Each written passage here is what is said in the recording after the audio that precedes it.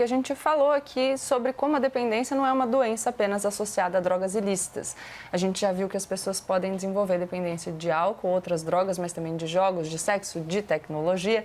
Enfim, o que existe de comum entre esses diversos tipos de dependência é o que a neurologista Tatiane Barros também vai explicar pra gente. O que há de comum entre todos os vícios é o mau funcionamento do sistema de recompensas do cérebro. Então, o que acontece? O nosso cérebro funciona como um cérebro primitivo. O cérebro primitivo precisava garantir a sua procriação. Para isso, ele estava sempre alerta a todos os estímulos que estavam ao seu redor. Estímulos visuais, estímulos olfativos. Para quê? Para garantir a alimentação, a sobrevivência e a procriação. Quando ele encontrava isso que satisfazia o seu prazer, havia o quê? Uma liberação de um neurotransmissor que é chamado dopamina. O que acontece? Então, esse é o funcionamento do cérebro, esse é o ciclo de recompensas.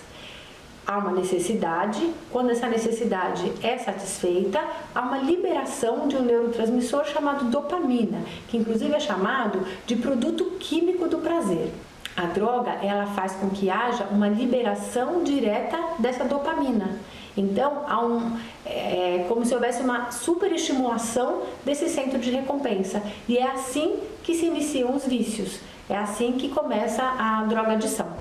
Doutora Tatiana, a gente ouviu agora a doutora Tatiane e eu fiquei pensando o seguinte, esse desequilíbrio no sistema de recompensas, para ficar mais fácil, depois a gente vai ficando mais tolerante e precisa de mais.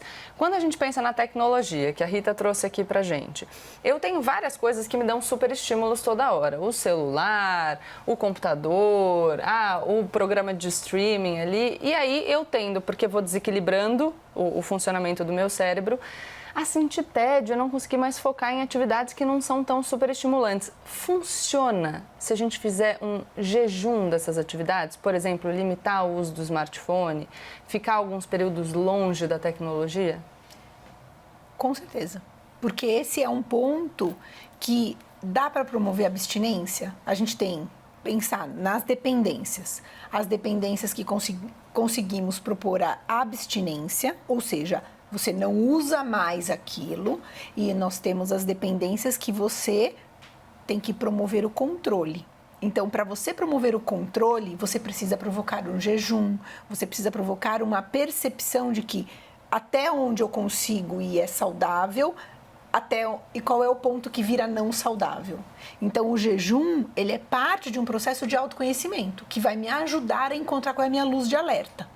Então, é muito importante o jejum do celular, o jejum da tecnologia, o jejum da compra, o jejum em relação à comida, no sentido de dependência da comida, porque hoje, então, falamos álcool, né, tabaco, jogo, é a terceira droga mais dos dependências comportamentais, compra e comida.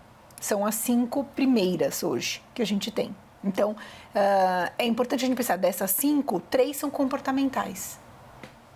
E açúcar, né? É uma coisa que é extremamente viciante, assim, causa dependência, mas achei interessante você falar do jejum, porque no Vale do Silício ficou comum esse lance do jejum de dopamina. De lá mesmo que eu trouxe essa ideia. E é muito interessante, porque a gente consegue fazer essas mudanças até que rapidamente, né? Que nem se a gente for pegar, sei lá, soldados na Guerra do Vietnã, que consumiam heroínas e ficaram dependentes dessa substância, quando eles voltaram para a família, ou seja, numa outra ambiência, num outro contexto, eles não ficam mais dependentes dessa mesma substância da mesma forma. Então, acho que é importante também não centrar muito na questão, né, no que causa dependência, mas principalmente na forma de vida da pessoa, né? Porque dependendo de como ela está vivendo, o que está acontecendo na vida dela, ela consegue sair desse processo, né, de dependência muito mais facilmente, principalmente se tiver relações sociais boas. Claro, o contexto importa, né?